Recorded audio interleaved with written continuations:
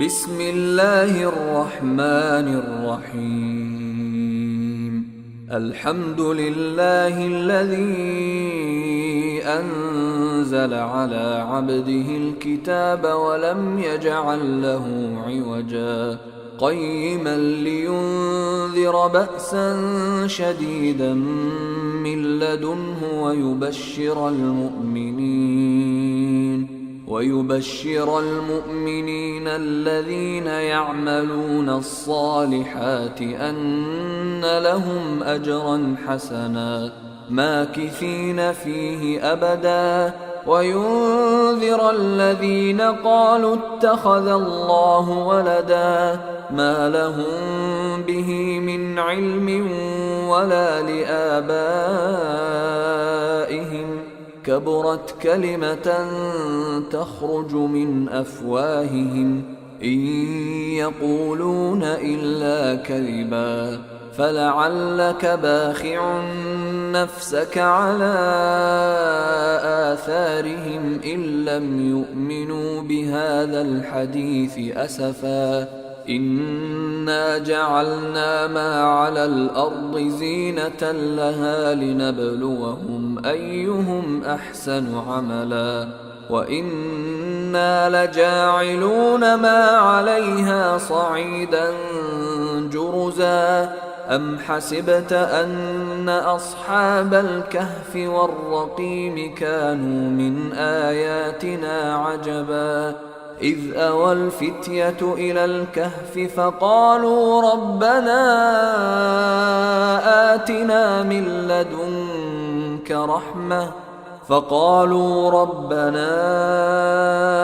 آتنا من لدنك رحمة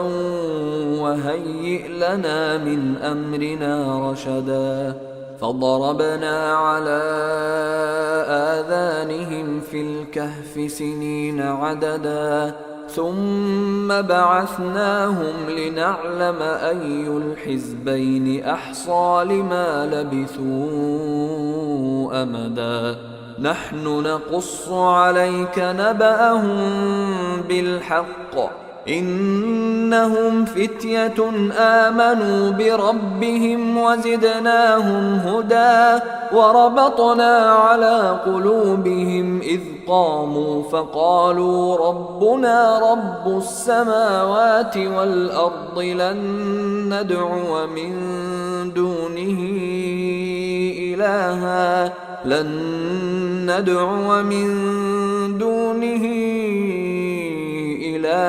لقد قلنا إذا شططا هؤلاء قومنا اتخذوا من دونه آلهة لولا يأتون عليهم بسلطان بين فمن أظلم ممن افترى على الله كذبا وإذ اعتزلتموهم وما يعبدون إلا الله فأووا إلى الكهف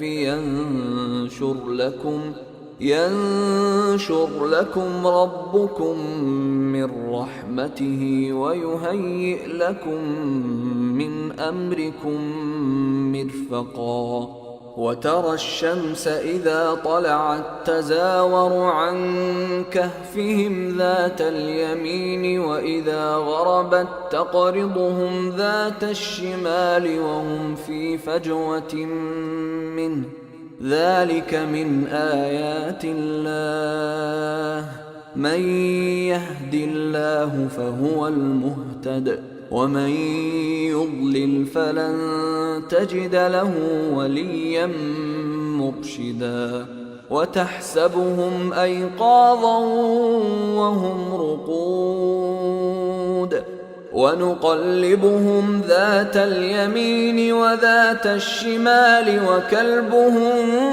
باسط ذراعيه بالوصيد لو اطلعت عليهم لوليت منهم فرارا ولملئت منهم رعبا وكذلك بعثناهم ليتساءلوا بينهم قال قائل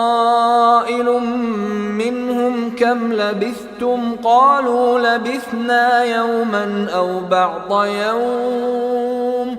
قالوا ربكم أعلم بما لبثتم فابعثوا أحدكم بورقكم هذه إلى المدينة فلينظر أيها أزكى طعاما فليأتكم برزق منه وليتلطف ولا يشعرن بكم أحدا إنهم إن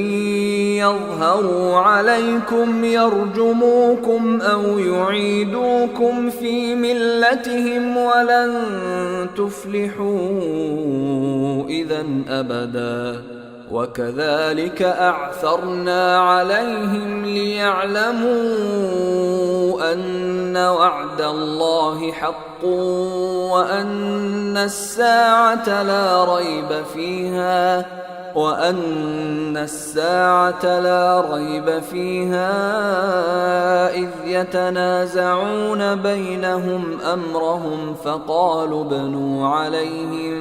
بنيانا ربهم أعلم بهم قال الذين غلبوا على أمرهم لنتخذن عليهم مسجدا سيقولون ثلاثة رابعهم كلبهم ويقولون خمسة سادسهم كلبهم رجما بالغيب ويقولون سبعة وثامنهم كلبهم قل ربي أعلم بعدتهم ما يعلمهم إلا قليل فلا تمار فيهم إلا مراء ظاهرا ولا تستفت فيهم منهم أحدا ولا تقولن لشيء إني فاعل ذلك غدا إلا أن يشاء الله واذكر ربك إذا نسيت وقل عسى أن يهديني ربي لأقرب من هذا رشدا ولبثوا في كهفهم 300 سنين وازدادوا 9 قل الله أعلم بما لبثوا له غيب السماوات والأرض أبصر به وأسمع ما لهم من دونه من ولي ولا يشرك في حكمه أحدا واتل ما أوحي إليك من كتاب ربك لا مبدل لكلماته ولن تجد من دونه ملتحدا واصبر نفسك مع الذين يدعون ربهم بالغداة والعشي يريدون وجهه ولا تعد عيناك عنهم تريد زينة الحياة الدنيا ولا تطع من أغفلنا قلبه عن ذكرنا واتبع هواه وكان أمره فرطا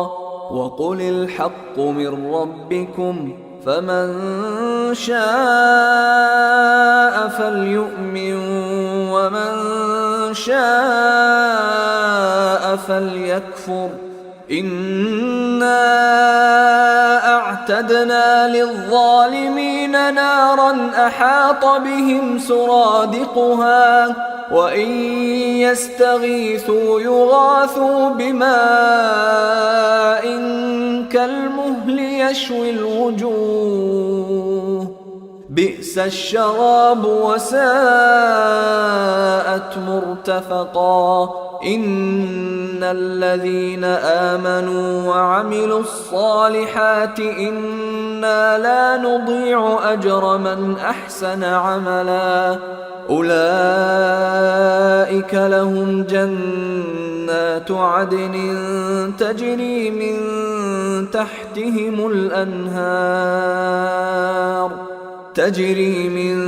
تحتهم الأنهار يحلون فيها من أساور من ذهب ويلبسون ثيابا خضرا من سندس واستبرق متكئين فيها على الأرائك نعم الثواب وحسنت مرتفقا واضرب لهم مثل الرجلين جعلنا لأحدهما جنتين من أعناب وحففناهما بنخل وجعلنا بينهما زرعا كلتا الجنتين آتت أكلها ولم تظلم منه شيئا وفجرنا خلالهما نهرا وكان له ثمر فقال لصاحبه وهو يحاوره أنا أكثر منك مالا وأعز نفرا ودخل جنته وهو ظالم لنفسه قال ما أظن أن تبيد هذه أبدا وما أظن الساعة قائمة ولئن رددت إلى ربي لأجدن خيرا منها منقلبا قال له صاحبه وهو يحاوره أكفرت بالذي خلقك من تراب ثم من نطفة ثم سواك رجلا لكن هو الله ربي ولا أشرك بربي أحدا ولولا إذ دخلت جنتك قلت ما شاء الله لا قوة إلا بالله إن ترني أنا أقل منك مالا وولدا فعسى ربي أن يؤتيني خيرا من جنتك ويرسل عليها حسبانا من السماء فتصبح صعيدا زلقا أو يصبح ماؤها غورا فلن تستطيع له طلبا وأحيط بثمره فأصبح يقلب كفيه على ما أنفق فيها وهي خاوية على عروشها ويقول يا ليتني لم أشرك بربي أحدا ولم تكن له فئة ينصرونه من دون الله وما كان منتصرا هنالك الولاية لله الحق هو خير ثوابا وخير عقبا واضرب لهم مثل الحياة الدنيا كماء إن أنزلناه من السماء فاختلط به نبات الأرض فأصبح هشيما تذروه الرياح وكان الله على كل شيء مقتدرا. المال والبنون زينة الحياة الدنيا والباقيات الصالحات خير عند ربك ثوابا وخير أملا. ويوم نسير الجبال وترى الأرض بارزة وحشرناهم فلم نغادر منهم أحدا وعرضوا على ربك صفا لقد جئتمونا كما خلقناكم أول مرة بل زعمتم أن لن نجعل لكم موعدا. ووضع الكتاب فترى المجرمين مشفقين مما فيه ويقولون يا ويلتنا ما لهذا الكتاب لا يغادر صغيرة ولا كبيرة إلا أحصاها ووجدوا ما عملوا حاضرا ولا يظلم ربك أحدا. وإذ قلنا للملائكة اسجدوا لآدم فسجدوا إلا إبليس كان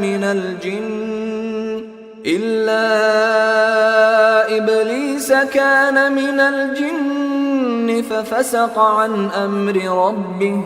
أفتتخذونه وذريته أولياء من دوني وهم لكم عدو بئس للظالمين بدلا. ما أشهدتهم خلق السماوات والأرض ولا خلق أنفسهم وما كنت متخذ المضلين عضدا. ويوم يقول نادوا شركائي الذين زعمتم فدعوهم فلم يستجيبوا لهم وجعلنا بينهم موبقا. ورأى المجرمون النار فظنوا أنهم مواقعوها ولم يجدوا عنها مصرفا. ولقد صرفنا في هذا القرآن للناس من كل مثل وكان الإنسان أكثر شيء جدلا. وما منع الناس أن يؤمنوا إذ جاءهم الهدى ويستغفروا ربهم إلا أن تأتيهم سنة الأولين أو يأتيهم العذاب قبلا. وما نرسل المرسلين إلا مبشرين ومنذرين ويجادل الذين كفروا بالباطل ليدحضوا به الحق واتخذوا آياتي وما أنذروا هزوا. ومن أظلم ممن ذكر بآيات ربه فأعرض عنها ونسي ما قدمت يداه إنا جعلنا على قلوبهم أكنة أن يفقهوه وفي آذانهم وقرا وإن تدعهم إلى الهدى فلن يهتدوا إذا أبدا. وربك الغفور ذو الرحمة لو يؤاخذهم بما كسبوا لعجل لهم العذاب بل لهم موعد لن يجدوا من دونه موئلا وتلك القرى أهلكناهم لما ظلموا وجعلنا لمهلكهم موعدا وإذ قال موسى لفتاه لا أبرح حتى أبلغ مجمع البحرين أو أمضي حقبا فلما بلغا مجمع بينهما نسيا حوتهما فاتخذ سبيله في البحر سربا فلما جاوزا قال لفتاه آتنا غداءنا لقد لقينا من سفرنا هذا نصبا قال أرأيت إذ أوينا إلى الصخرة فإني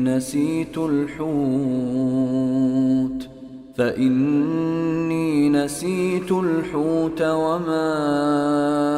أنسانيه إلا الشيطان أن أذكره واتخذ سبيله في البحر عجبا قال ذلك ما كنا نبغي فارتدا على آثارهما قصصا فوجدا عبدا من عبادنا آتيناه رحمة من عندنا وعلمناه من لدنا علما قال له موسى هل أتبعك على أن تعلمني مما علمت رشدا قال إنك لن تستطيع معي صبرا وكيف تصبر على ما لم تحط به خبرا قال ستجدني إن شاء الله صابرا ولا أعصي لك أمرا قال فإن اتبعتني فلا تسألني عن شيء حتى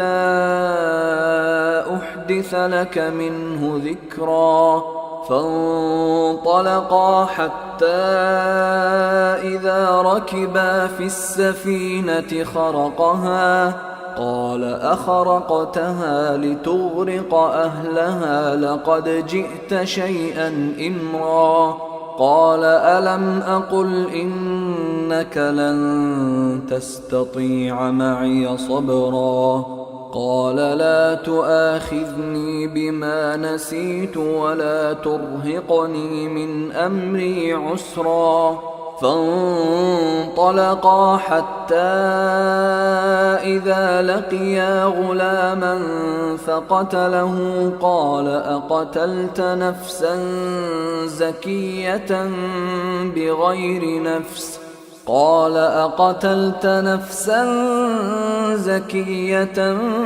بغير نفس لقد جئت شيئا نكرا قال ألم أقل لك إنك لن تستطيع معي صبرا قال إن سألتك عن شيء بعدها فلا تصاحبني قد بلغت من لدني عذرا فانطلقا حتى إذا أتيا أهل قرية استطعما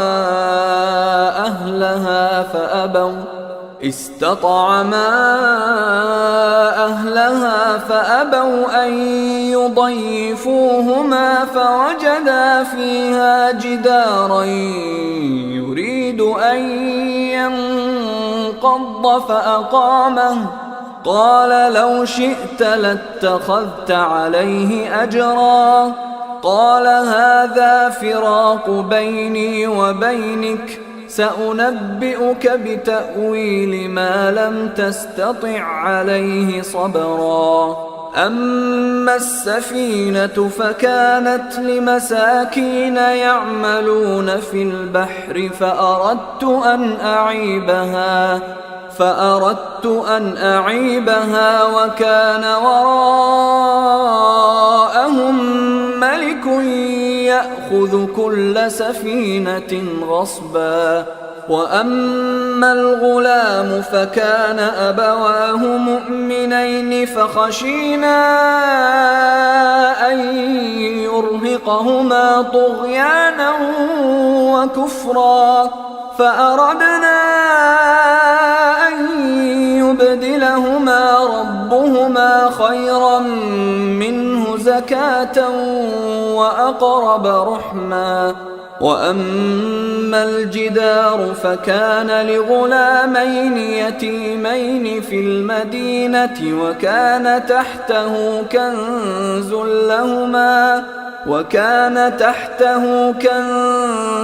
لهما وكان أبوهما صالحا فأراد ربك أن يبلغا أشدهما ويستخرجا كنزهما رحمة من ربك وما فعلته عن أمري ذلك تأويل ما لم تسطع عليه صبرا ويسألونك عن ذي القرنين قل سأتلو عليكم منه ذكرا إنا مكنا له في الأرض وآتيناه من كل شيء سببا فأتبع سببا حتى إذا بلغ مغرب الشمس وجدها تغرب في عين حمئة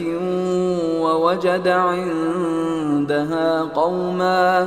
قلنا يا ذا القرنين إما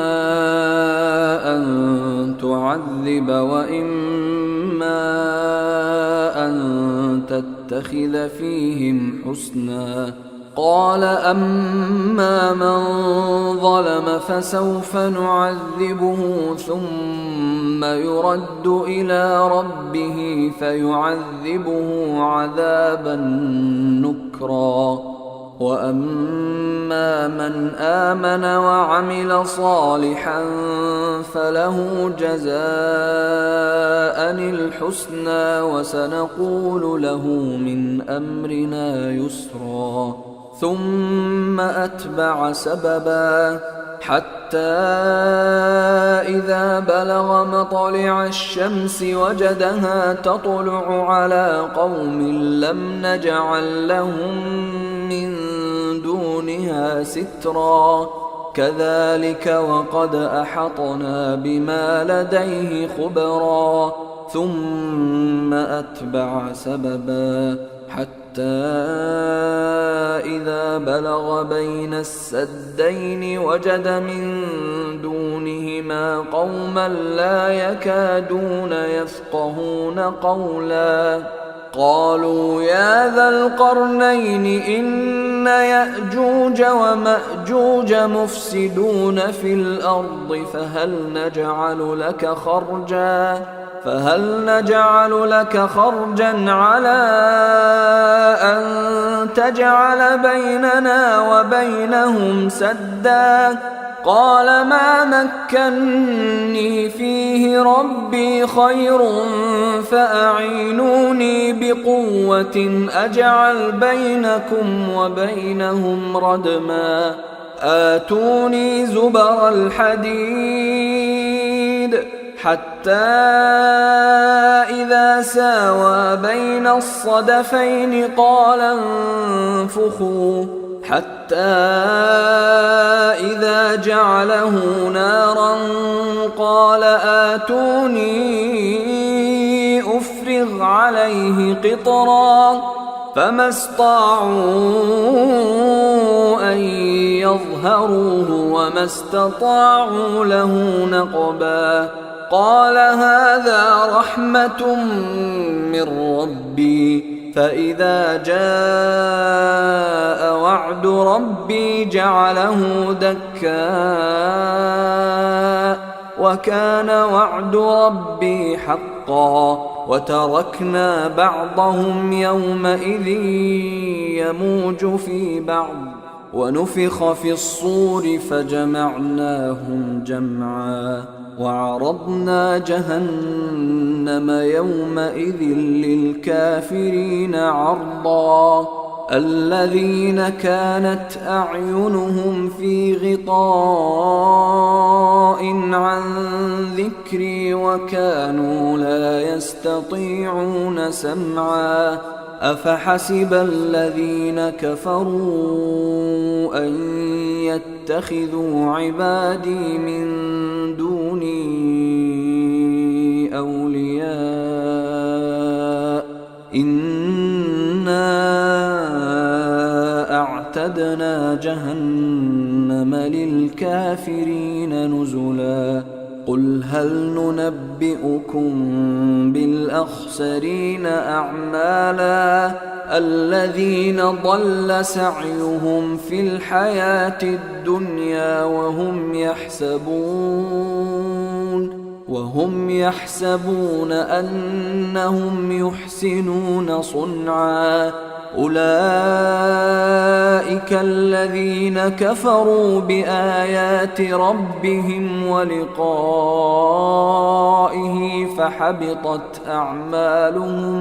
فحبطت أعمالهم فلا نقيم لهم يوم القيامة وزنا ذلك جزاؤهم جهنم بما كفروا واتخذوا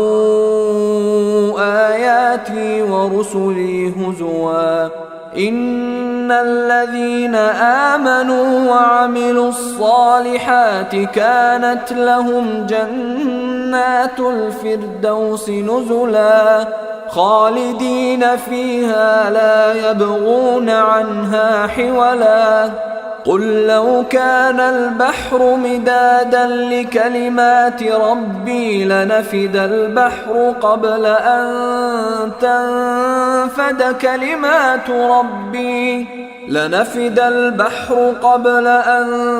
تنفد كلمات ربي ولو جئنا بمثله مددا قل إنما أنا بشر مثلكم يوحى إلي أنما إلهكم إله واحد فمن كان يرجو لقاء ربه فليعمل عملا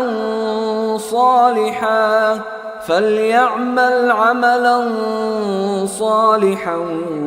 ولا يشرك بعبادة ربه أحدا.